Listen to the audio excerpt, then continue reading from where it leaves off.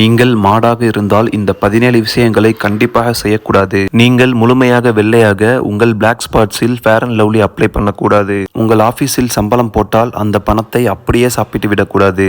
அந்த பணத்தை வைத்து கிலோ கணக்கில் நீங்கள் வைக்கோல் வாங்கலாம். தலப்பாக்கட்டியில் நீங்கள் சிக்கன் பிரியாணி ஆர்டர் செய்யக்கூடாது.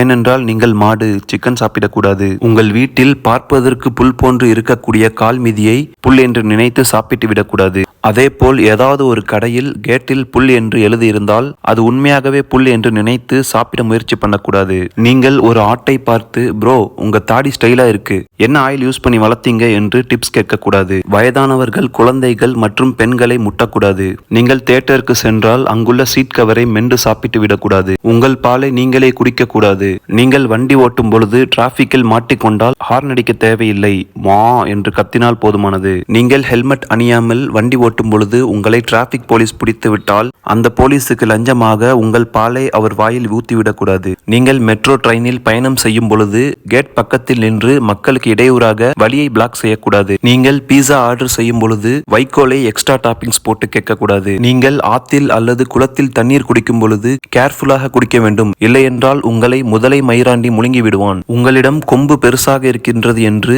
சிங்கத்தை சிங்கிள்ஸ் அழைக்கக்கூடாது. நீங்கள் கிரவுண்டுக்கு கிரிக்கெட் விளையாட சென்றால் கவனம் கிரிக்கெட்டில் இருக்க வேண்டும். அதை விட்டுவிட்டு கிரவுண்டில் புல்லை மேயக்கூடாது. நீங்கள் சாதா மாடாக இருந்தால் வேற ஜாதியை சார்ந்த எரும மாட்டை கல்யாணம் செய்யக்கூடாது. லிங்க்டினில் உங்கள் ப்ரொஃபைலை அடிக்கடி அப்டேட் செய்து வைத்துக் கொள்ள வேண்டும். உங்கள் மாடு நண்பர்களுக்கு இந்த பயனுள்ள தகவலை ஷேர் செய்யுங்கள். நன்றி.